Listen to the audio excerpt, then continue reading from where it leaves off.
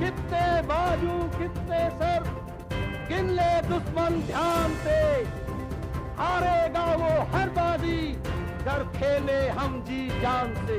পশ্চিমবঙ্গে তৃণমূল কংগ্রেসের ক্ষমতায় আসার পর ধীরে ধীরে অস্তিত্ব হারিয়েছে প্রাক্তন রাজ্য সরকার উর্ফে সিপিএম। গত বিধানসভার নির্বাচনে তাদের ফলাফল অত্যন্ত শোচনীয়। এমনকি কংগ্রেস ও আইএসএফ এর মতো দলের সঙ্গে জোট করেও সফল হয়নি তারা।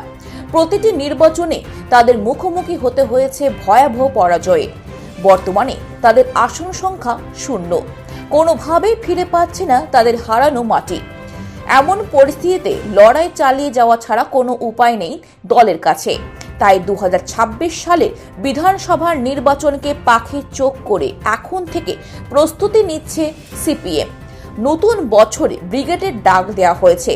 যদি এখনো পর্যন্ত দিনক্ষণ ঠিক করা হয়নি, তবে আলোচনা চলছে। যদিও সূত্র মারফত জানা গিয়েছে যে এপ্রিল মাসে হতে পারে ব্রিগেড।